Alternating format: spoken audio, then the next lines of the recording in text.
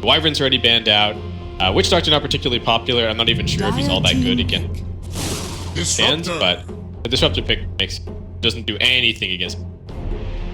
Kind of interesting. Take Disruptor this with these two heroes showing. I mean, they're both mobile. Yeah. And Disruptor ulti is definitely going to help, I guess, Razor in the chase down. It's definitely a big goal. But it feels slightly early to me. But maybe they feel like it's going to be the solution against them.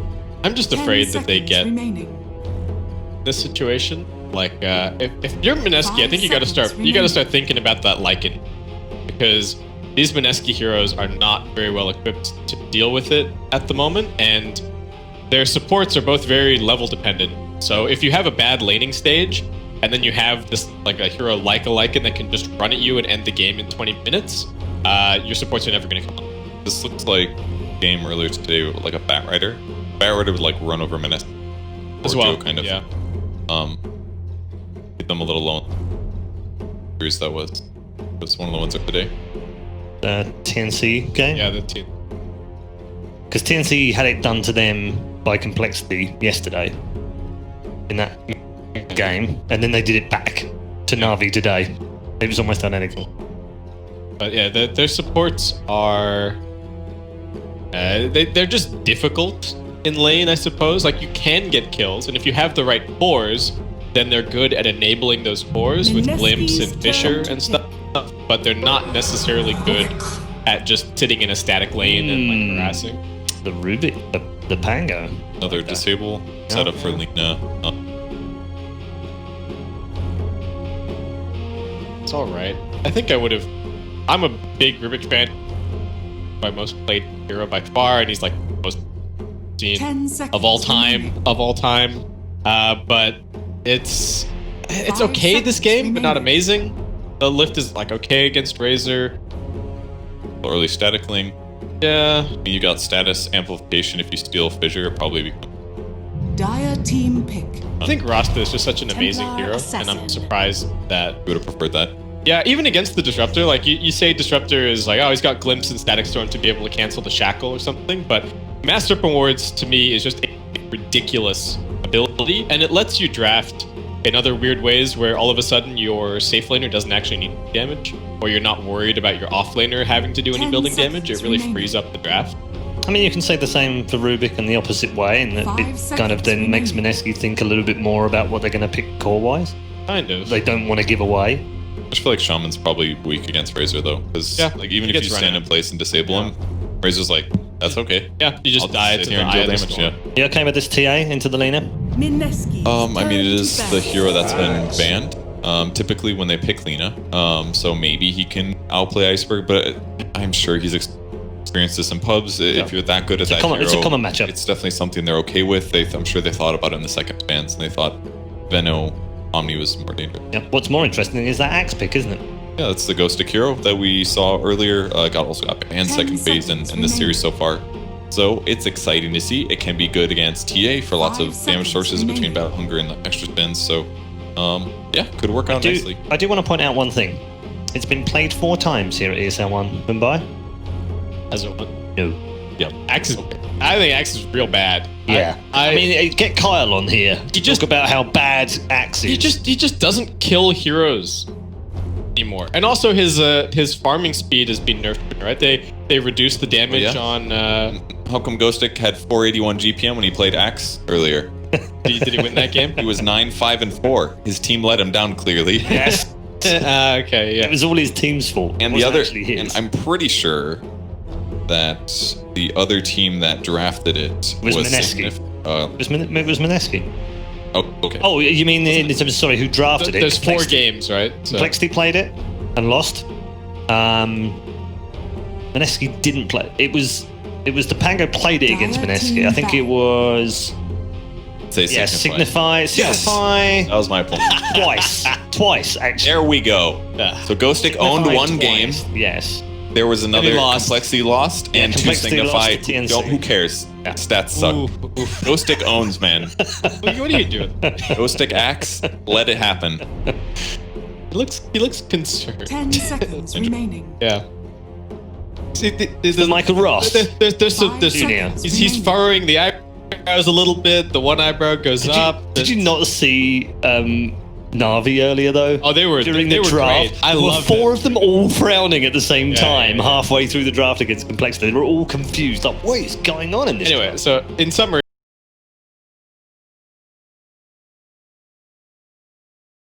Kind of fits all those bases, just not the most popular hero. But it could maybe work. All right. Should be a fun series. End of the series as well. We could play some fireworks here in the final game. Thank you very much, gents. Right then, time to head over to our commentary.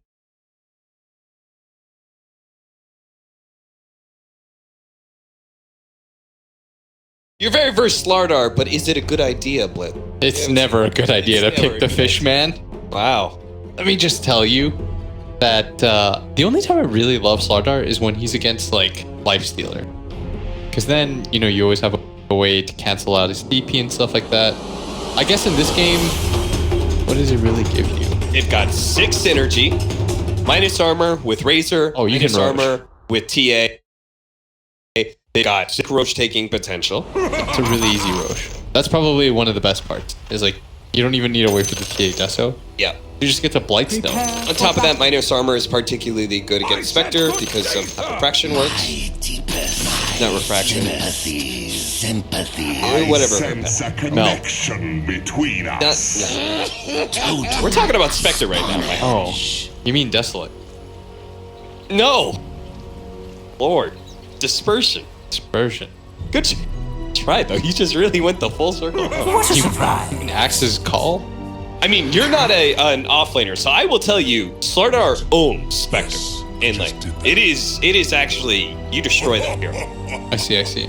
So I'm kind of okay with the Slardar pick.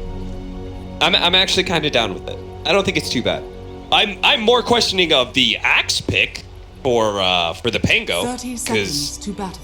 that hero. I mean, it's been a long time since I've seen an Axe that looked.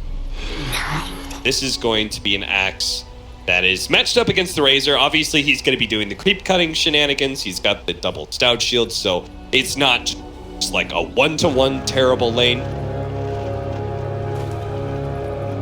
But it's probably still going to be. There's still going to be some problems. He's still going to get hunted. Begins.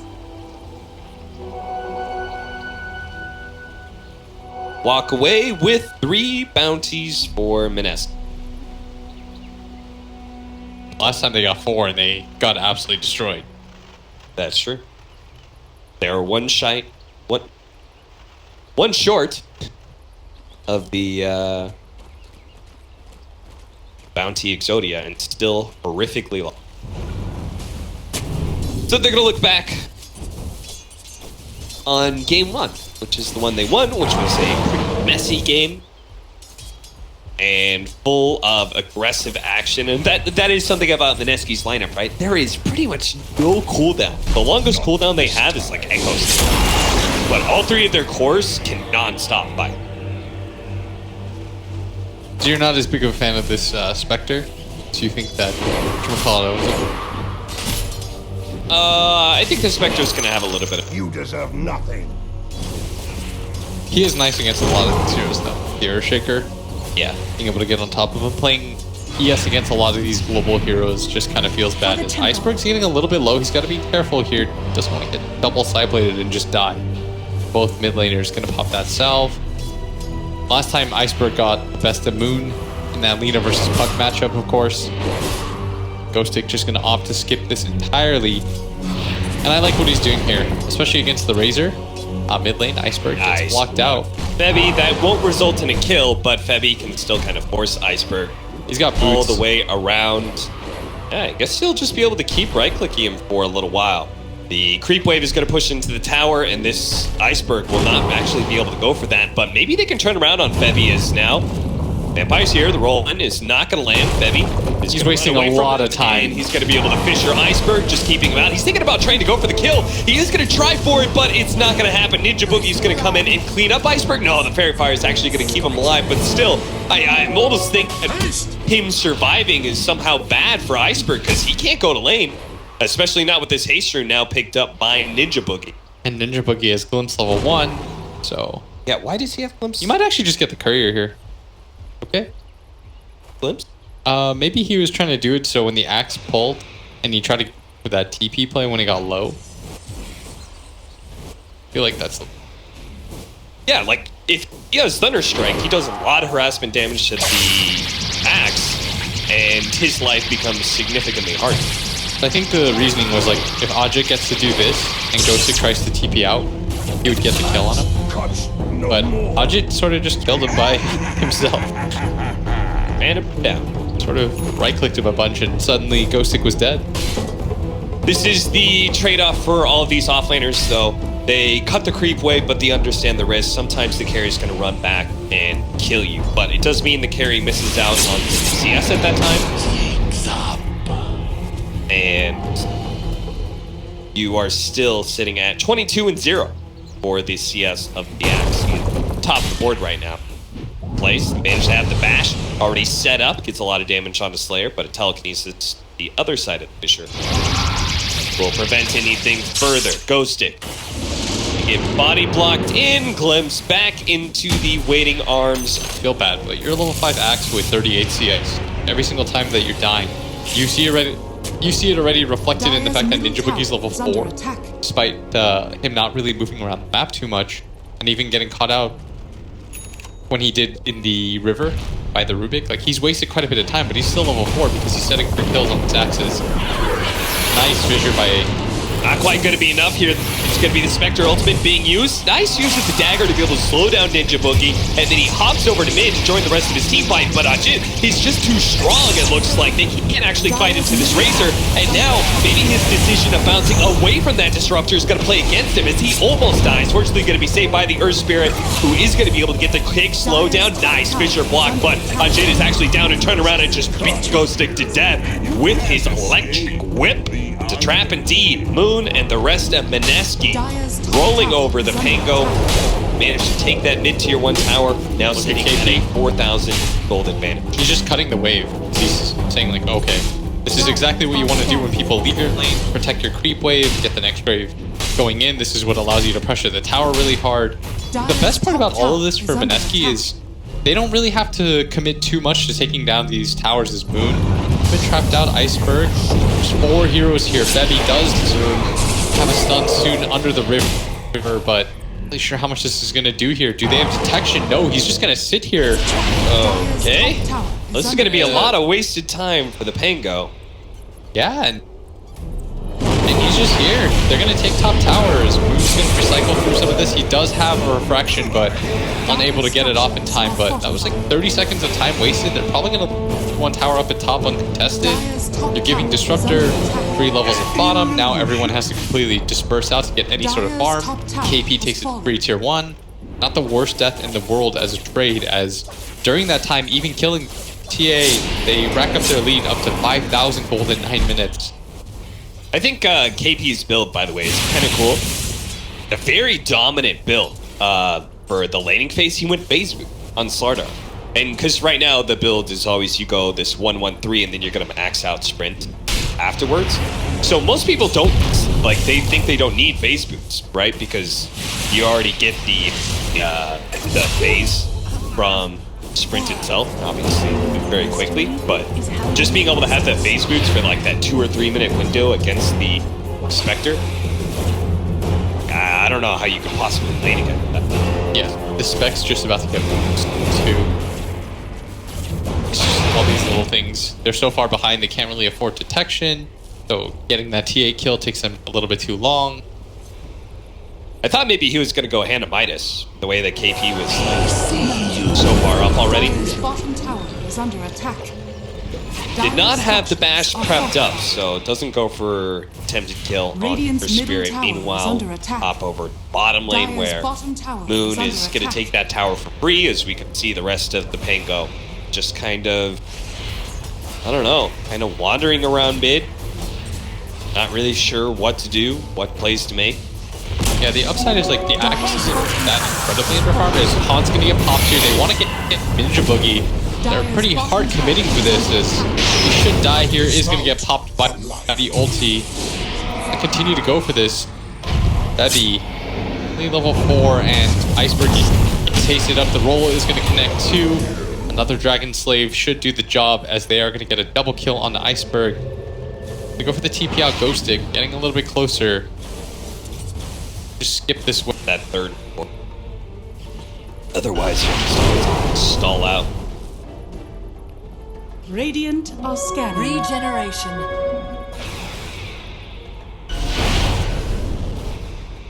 Yes, they're going to make this aggressive move into the jungle. Find Febby here, who's like 30 odd gold away from his Blink Dagger. That's rough. Now he's 200 gold away from his Blink Dagger. Mineski. They had maybe a little bit better window. They could have gone straight to Roshan right then. But oh, looks like they're still going to go for it. Thought maybe they were afraid of the Pango rotating in. But I guess with that mid-tier 1 tower, it's pretty hard for the Pango to rotate from bottom lane into this Roshan pit. So probably take the tier 2 tower next. Hey, and there's your golden link. Get jumped on here. KP with the stun.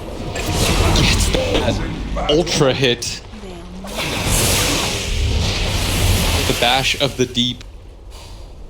As it looks like they're pinging for high ground without even grabbing any of the other tier 2 towers. This is how far ahead they think they are. They're probably right about that. 8,000 net worth leads. Aegis for 4.5 minutes. I feel like you still go mid. I'd imagine that has to be the play, is to shut out the 2 lanes. Even if you're this far ahead, you try going high ground and it fails once. All of a sudden you've reset the game, and you really don't want to do that against Spectre lineup. You want to wait until you have BKB. Like, you can poke at high ground if the opportunity presents itself. You can force the Pango back, but this is time to take tier 2s first. And maybe hunt down a Spectre if you happen to run into him farming up the jungle. Take that too, sure. Pretty big kill onto Naive, who really is just like all of their hopes and dreams in one basket. He's not even that underfarmed, considering the state of the game and the fact that they only have 1 tower and they haven't won any team fights, but being able to slow down that momentum there. Ghost Stick, he's just going for that Vanguard. I think he thinks the Blade Mail opportunity is a lot better, which I think is correct in. But this also doesn't really feel like a good Blade Mail when you've only got like 900 HP, you die in 2 seconds. Managed to get the call, and this would be a massive kill if they can get it. But Moon, he immediately jumps on Iceberg. Iceberg's going to throw out all of his damage real quickly on the Slaughter and try and run away from Moon. But unfortunately, there is going to be that 3-man Fisher that came out from Bebby. Moon will be able to pick up 1 core. Now they're going to try and catch a support here in the Earth Spirit. Meanwhile, oh, good hit there.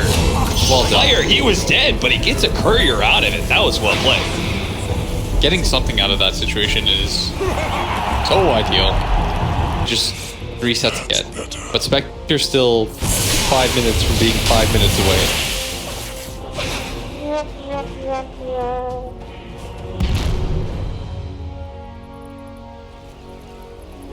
Damage could be dangerous.